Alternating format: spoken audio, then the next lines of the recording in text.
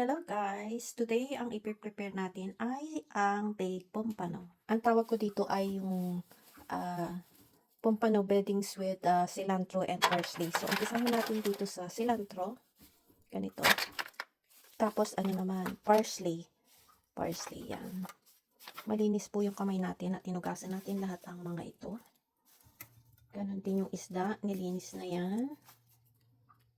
So, cilantro and parsley. Yung sa ilalim. Tapos lalagyan natin siya ng ginger. Yan. Ginger and garlic. Tapos ito yung pompano. Nilinis natin. Nilagyan natin siya ng paminta. So, siguro kasya itong tatlong maliit sa isang lalagyan. Yan. Yan, tatlo. Tapos meron akong ini-ready na sauce. Ito siya. Yung sauce is meron siyang oyster sauce, tomato sauce, sesame oil, at saka nilagyan ko yung mamasita na yung pang barbecue ba. And then, lasahan nyo na lang, lagyan nyo ng konting sugar para mag-blend, hindi siya masyadong maalat. Tapos, lalagyan natin siya ng sauce kabilaan. Yan. Tapos, lalagyan uli siya ng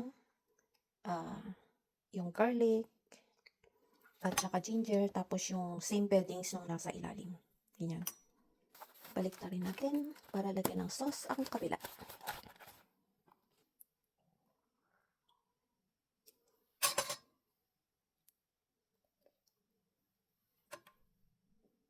Tapos kung ano yung nasa ilalim, ganun din yung ilalagay natin sa ibabaw.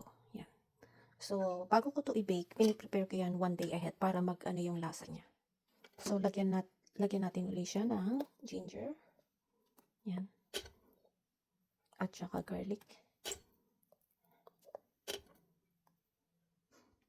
Tapos yung cilantro, tapan natin ng cilantro. At saka parsley. Parsley pala yung nauna na yan.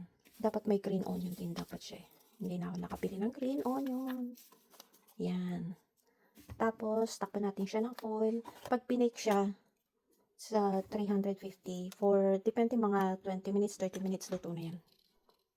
That's our, anong tawag ko dyan, pompano na nasa beddings with cilantro and parsley. There you go. Bye for now, guys. This is our second batch.